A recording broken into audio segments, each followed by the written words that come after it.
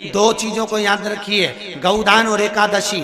श्रीमद वल्लभाचार्य जी ने मायावत का खंडन करा था जगन्नाथपुरी में, और श्रीमद वल्लभाचार्य जी ने कहा था एकादशी मरने के बाद मत दो, एकादशी जीते जी दो।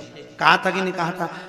जीते जी दान करिए। इसलिए जगदीश में जगन्नाथपुरी में एकादशी उल्टी लटकी हुई है। करें आपने दर्शन? जगदीश में एकादशी को उल्टा लटकाया। क्यों? क्योंकि वल्लभ ने कहा कि एकादशी जीते जी दो। कई पंडितों कहते हैं तुम्हारे दादाजी मर गए, जब 12वें का दिन होता है ना तो पंडित जी संकल्प छुड़ाते हैं, दो एकादशी। बड़े बेटे ने 5 दे दी, छोटी बहू ने 3 दे दी, उसने 2 दे दी, उसने 2 दे दी। तो क्या तुम्हारे दादाजी भिखारी थे जो तुम्हारी एकादशियां लेकर जाएंगे?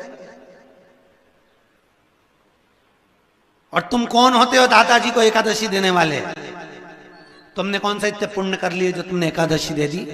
एकादशी के दान की महत्वता श्रीमद वल्लभाचार्य जी ने कहा कि कोई व्यक्ति अगर खटिया पर सड़ रहा है, पलंग पर तड़प रहा है, हॉस्पिटल में पड़ा हुआ है, तो निवेदन है कि उसको देखने जाओ तो अपनी करी हुई एकादशी में से 2 एकादशी का दान उसको तुरंत दे दो। क्यों? तो जिससे उसको मोक्ष मिल जाए, मरने के बाद नहीं। क्योंकि मरने के बाद तो वो 10वें के दिन, गरुड़ पुराण में लिखा है 10 दिन तक जीवात्मा घर की अटारी पे रहती है। कितने दिन? 10 दिन। 10 दिन के बाद जीवात्मा चली जाती है।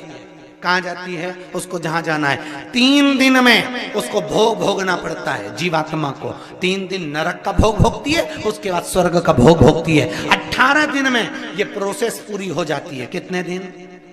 18 दिन। 18 दिन के बाद में उस जीवात्मा को धान के खेत में पटका जाता है। किसके खेत में? धान के, चावल के खेत में। इसलिए कहते हैं एकादशी के दिन चावल मत खाओ। कहते कि नहीं कहते? और क्या कहते हैं? द्वादशी के दिन चावल खाना जरूरी है। एकादशी का पालना करना है तो द्वादशी को चावल का 1 ग्रास खाओ, तब द्वादशी को चावल खाओगे तो एकादशी लगेगी।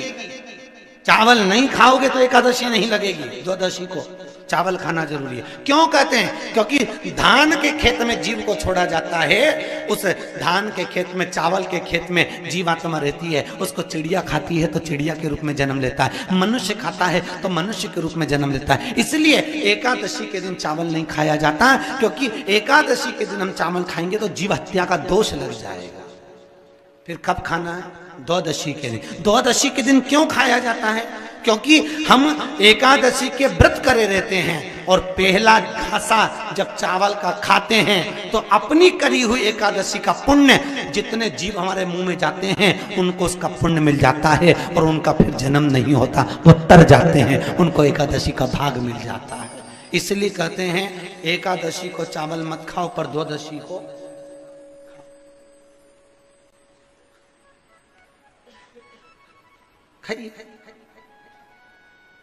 10 दिन तक जीवात्मा है। और आपने एकादशी कब दान दी? बोलो जम के। 12वें के दिन, 13वें के दिन आपने एकादशी का दान दिया, वो मिली उनको? अरे बोलो अच्छे से। कई तो अभी तक कर रही होगी, हमारे दादाजी के निमित्त की कर रहा है, कर ले। फिर वही वाली बात आ गई, गुलाब के फूल में पानी जारी है। कितनी एकादशी है? जम के बोलो। 26। जो भगवान विष्णु के पास जाकर निवेदन करी थी वो निर्जला थी, निर्जला। इसलिए सारी एकादशियों में निर्जला एकादशी की महत्वता शास्त्र प्रमाण करता है महाराज। पर हिंदू धर्म के 3 व्रत ऐसे बता दिए जिन व्रतों का पुण्य समाप्त नहीं हुआ।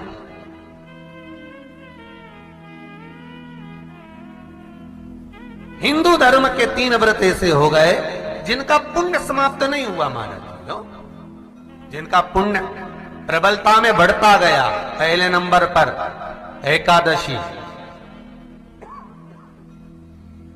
दूसरे नंबर पर प्रदोष, और तीसरे नंबर पर शिवरात्रि। एकादशी आकर खड़ी हुई। अब निर्जला के दिन शिव महापुराण की कथा कहती है, स्कंद पुराण कहती है कि आप वर्ष भर की एकादशी का क्रम भले ना करें, पर निर्जला एकादशी के दिन जो तुलसी हम ठाकुर जी को समर्पित करते हैं, वो तुलसी ध्यान देना, वो तुलसी अगर मान लो आपके पास में रखी है,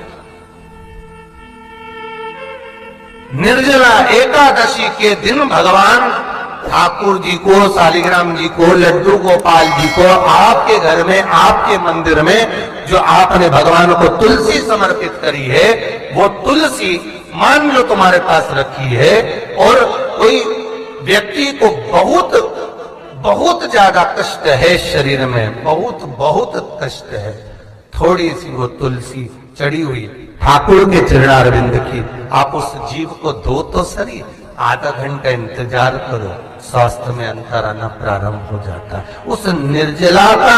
क्योंकि निर्जला ऐसी एकादशी है जिसने जगत में जाकर, देवताओं के पास जाकर निवेदन करा है जग कल्याण के।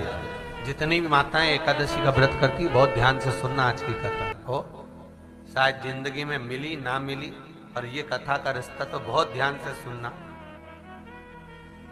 स्कंद पुराण यहां तक कहती है कि इस कथा के चरित्र को जो श्रवण कर लेता है उसको 26 एकादशी करना भी नहीं पड़ती, इस एकादशी की केवल ये कथा सुनकर ही वो तर जाता है। बहुत ध्यान से सुनना इसको, कथा को। खाली ना जाता कोई